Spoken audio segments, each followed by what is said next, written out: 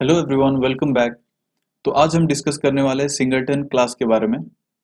तो singleton class एक ऐसा क्लास है जिसका ऑब्जेक्ट सिर्फ एक ही बार बनेगा और थ्रू आउट द एप्लीकेशन उसी ऑब्जेक्ट को बार बार यूज किया जाएगा जहां भी उसकी जरूरत है। तो इसी चीज को हम प्रैक्टिकली देखते हैं। तो सबसे पहले हम एक पैकेज बना लेते हैं यहाँ पे। तो पैकेज का नाम मैं दे दूंगा com.singleton। अब इसके अंदर सबसे पहले एक कस्टम सिंगलटन क्लास बना लेते हैं और एक और क्लास बना लेते हैं जो कि होगा टेस्ट सिंगलटन। ठीक है, तो ये हमारा सिंगलटन क्लास रहने वाला है और ये जहां पर हम उसे टेस्ट करेंगे। तो ठीक है,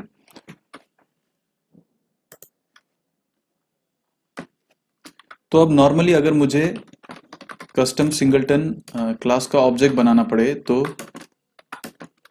मैं न्यू कीवर्ड यूज करके बना सकता हूं। तो ये मुझे एक ऑब्जेक्ट दे देगा। वैसे ही एक और अगर मुझे बनाना हो तो ऐसे बना सकता हूं।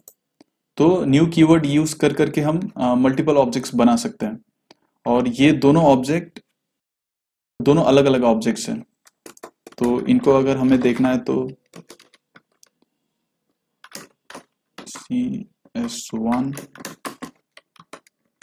दोनों का हैश कोड प्रिंट करके देख सकते हैं। Dot hash code.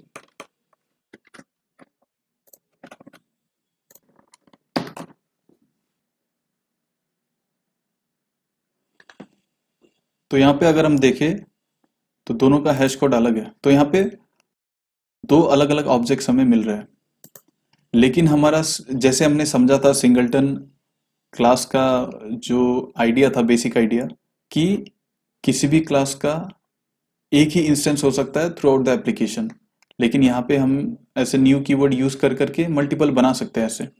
तो फिर इसके लिए हमें क्या करना पड़ेगा, हम ऐसे ऑब्जेक्ट क्रिएट नहीं कर सकते सिंगलटन क्लास के लिए, तो हमें कुछ दूसरा अप्रोच लगाना पड़ेगा। तो हमें अपने क्लास को ऐसे डिजाइन करना पड़ेगा कि वो मल्टीपल ऑब्जेक्ट्स क्रिएशन अलाउ ही ना करे। तो उसके लिए सबसे पहले हम देख लेते हैं कि एक सिंगलटन क्लास को हम कैसे डिजाइन कर सकते हैं।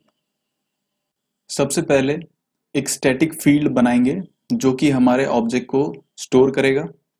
उसके बाद हम अपने कंस्ट्रक्टर को प्राइवेट करेंगे और तीसरा एक स्टैटिक फैक्ट्री मेथड प्रोवाइड करेंगे जिसके थ्रू हम ऑब्जेक्ट को गेट कर सकते हैं।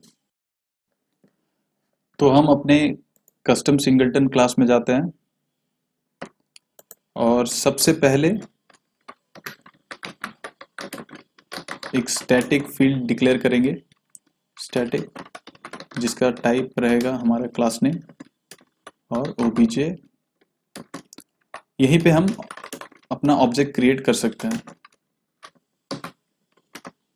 तो ये हमारा ऑब्जेक्ट क्रिएट हो गया है।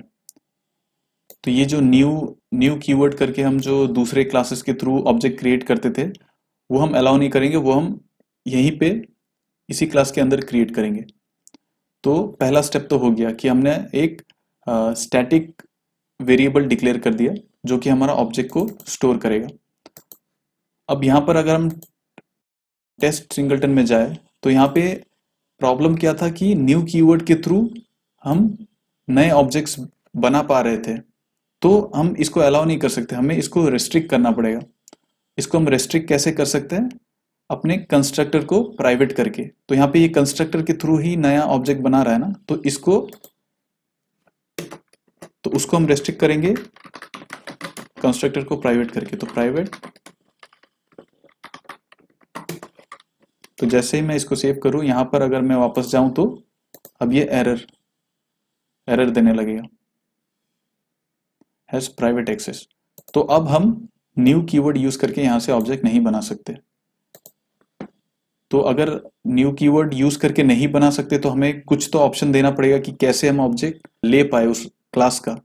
तो उसके लिए हम करेंगे अपना तीसरा स्टेप जो कि है एक स्टैटिक फैक्ट्री मेथड बनाएंगे जो कि पब्लिक रहेगा, क्योंकि इसी मेथड को हम इस क्लास के बाहर के थ्रू एक्सेस करेंगे और इसी मेथड के थ्रू वो ऑब्जेक्ट बाहर पास होगा। तो पब्लिक स्टैटिक और इसका रिटर्न टाइप होगा हमारा क्लास नेम, मेथड नेम दे देता हूँ गेट इंस्टेंस।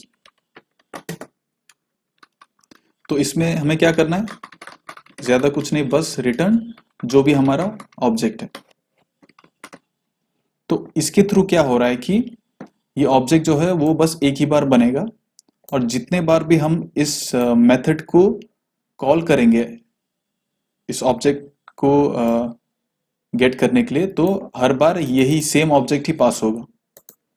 तो यहाँ पर अगर हम देखें तो न्यू कीवर्ड यूज करके तो हम नहीं कर सकते क्योंकि कंस्ट्रक्टर प्राइवेट हो चुका है। तो अब मैं क्या कर सकता हूँ, यहाँ पे उस फैक्ट्री मेथड को एक्सेस कर सकता हूँ। तो इस क्योंकि ये स्टैटिक है डायरेक्टली एक्सेस कर सकता हूँ, तो इसी को एक्सेस करते हैं यहाँ पे। तो custom singleton dot gate instance, तो इसके थ्रू मुझे ऑब्जेक्ट मिल जाएगा। तो वैसे ही CS2 के लिए भी अगर सेम चीज करूं, custom singleton dot gate instance, तो इन दोनों में मुझे ऑब्जेक्ट मिल जाएगा, लेकिन दोनों में सेम ही ऑब्जेक्ट रहने वाला है क्योंकि एक ही ऑब्जेक्ट बनाया है, तो इसी ऑब्जेक्ट को वो बार बार पास करेगा। तो यहां पर अगर हम देखें तो दोनों का हैश कोड प्रिंट करेंगे। अगर मैं इसको रन करूं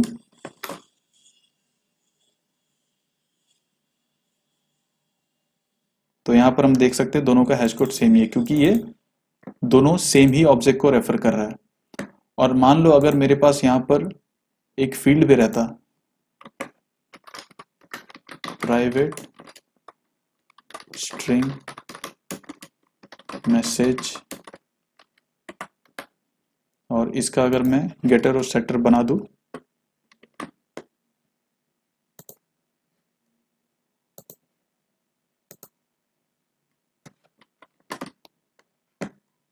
ठीक है, तो हमारे पास यहाँ पर दो ऑब्जेक्ट है। और मान लो अगर मैं उस ऑब्जेक्ट को, उस फील्ड को एक्सेस करना चाहूँ, CS1 डॉट सेट मैसेज, इसमें मैं दे देता हूँ हेलो, और वैसे ही CS2 में मैसेज सेट कर देता हूँ वर्ल्ड। तो दो अलग अलग मैसेज मैंने सेट किए हैं, लेकिन अल्टीमेटली अगर मैं इसे प्रिंट करूं तो हमारा मैसेज जो डिस्प्ले होने वाला है, अगर मैं CS1 डॉट गेट मैसेज करूं तो CS1 में मैंने सेट किया है हेलो, तो अगर मैं यहां पर गेट करूं तो मुझे क्या मिलना चाहिए, देखते हैं।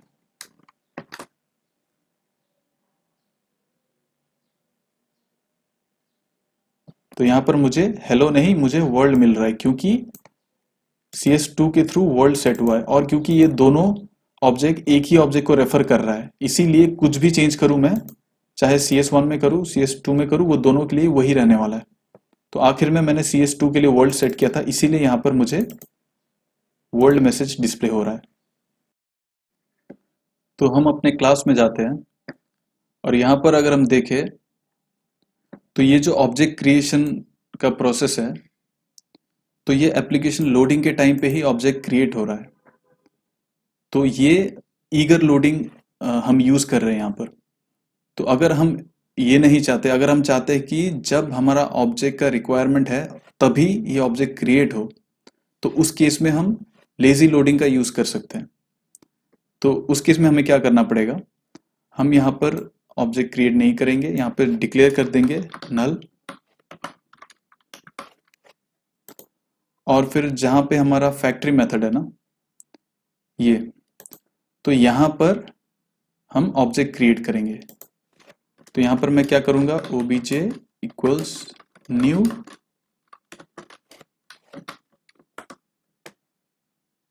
तो यहां पर हमारा ऑब्जेक्ट क्रिएशन होगा और इस ऑब्जेक्ट को हम यहां पर रिटर्न कर देंगे।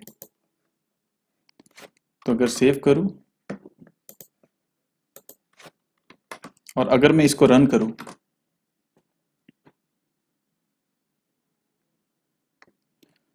तो रन करने पे यहाँ पर हम देख सकते हैं यहाँ पर इसका हैश कोड अलग आया, मतलब दो अलग ऑब्जेक्ट्स क्रिएट हुए।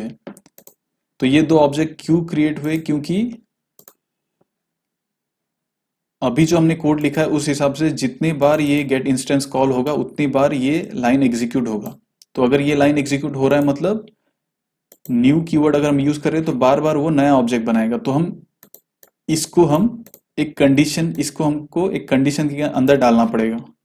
तो वो कंडीशन क्या होगा कि इफ अगर हमारा ऑब्जेक्ट नल है तो ओबीजे अगर नल है तभी हमको नया ऑब्जेक्ट क्रिएट करना है, नहीं तो अगर ये नल नहीं है तो जो भी एग्जिस्टिंग ऑब्जेक्ट है वही रिटर्न हो जाएगा यहां से। तो अब अगर मैं इसको रन करूं यहां पे